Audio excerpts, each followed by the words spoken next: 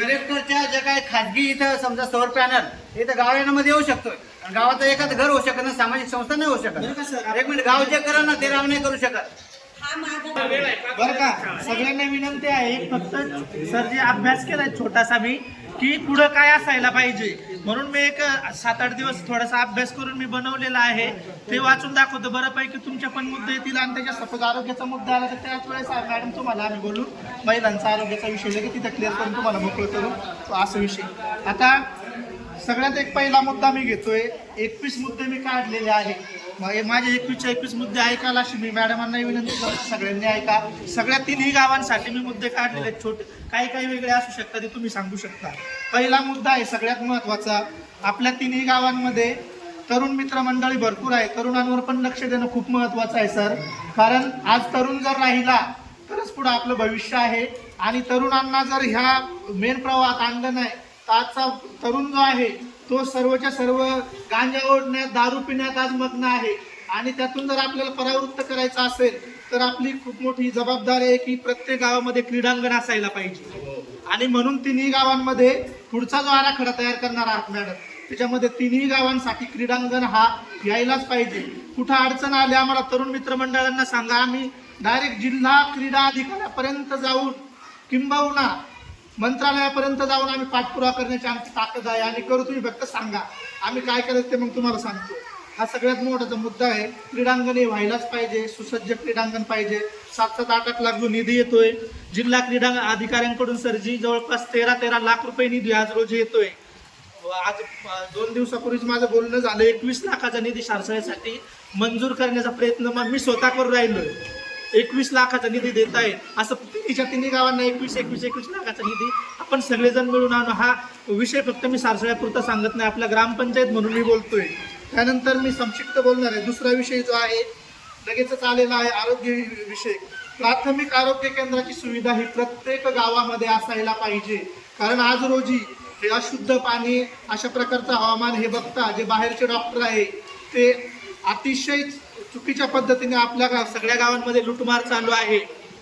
काही चावाच्या सव्वा पैसे घेऊन आज रोजी चालले. तर हा ठरावामध्ये हा मुद्दा यायलाच पाहिजे की 3ही गावांमध्ये प्राथमिक आरोग्य केंद्र स्थापन व्हायलाच पाहिजे.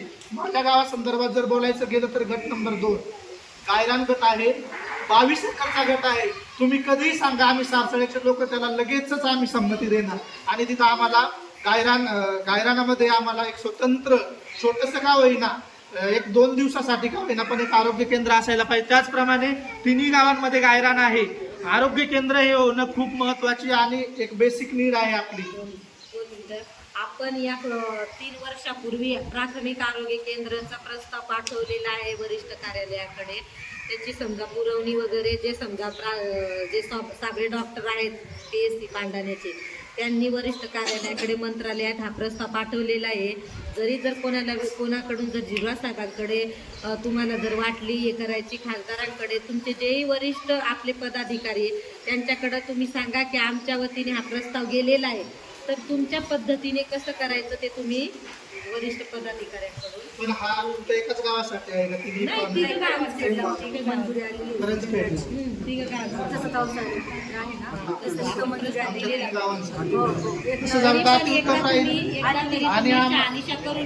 शहानिशा करतो. आम्हाला त्याची प्रत काय दिलेला आहे खरंच द्या मॅडम. आम्ही 100% प्रयत्न करू. आपण प्रयत्न करू सगळे. तुम्ही फक्त आम्हाला द्या. आम्ही कुठे पण जातो, आमच्या पैशाने आम्ही करू. त्याची जागा पण आपल्याला समजा आपल्याला 5 ते 6 एकर लागणार आहे जागा. तर आपण इकडचा गट नंबर दिलेला आहे, तो पण मुद्दा सांगितला. इकडचा गट नंबर त्यावेळेस आम्हाला कसं लागत होतं त्या द्यायची जागा. अधिकचा आपल्याला पहिला मुद्दा म्हणजे कोणताही प्रस्ताव तिकडं नाही, इकडं मेन मुद्दा जागेचा मुद्दा खूप असतो. जागा आहे का तरच आपल्याला प्रस्ताव देतात. 2 मिनिटं ऐका ना. जागाचा प्रस्ताव त्यावेळेस आम्ही इकडं समजा आपली इकडं गावठाणे त्यामुळे आम्ही तिकडं दिलं. गायरानात मेन मुद्दा म्हणजे आता गायरानातला विषय निघालेला आहे घरकुल. आता आपली 2 म्हणजे कित्येक वर्षापासून घरकुल हा विषय चालू आहे, बरोबर आहे. आता समजा जेव्हा माननीय पंतप्रधान यांच्या हस्ते समजा घरकुलांचं पंतप्रधानाचे वितरित होण्यासाठी मिटिंग ठेवली, बरोबर आपण शाळेमध्ये. तर तो विषय असा झालेला आहे की घरकुलचा मेन अतिक्रमणचा मुद्दा एक तुम्हाला सांगते, तुम्ही मला हे नेहमी सांगत असता. अतिक्रमणचा मुद्दा आहे, गायरानचा मुद्दा आहे, म्हणजे अतिक्रमण आलेले बरोबर. आणि कलेक्टरची जागा असल्यामुळं आपल्याला त्याच्यामध्ये कोणते अतिक्रमण करता येत नाही. दोन मिनटं नाही एक आता तो विषय निघाला म्हणून सांगते, संक्षिप्तमध्ये सांगते.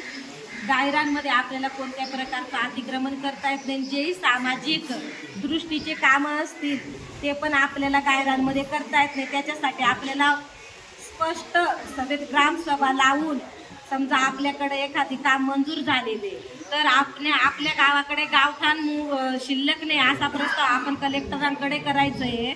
आणि मग तेव्हा ते आपल्याला जागा जेवढे असेल तेवढे ॲक्वायर करून देतील. अशा पद्धतीने अतिक्रमणची माहिती.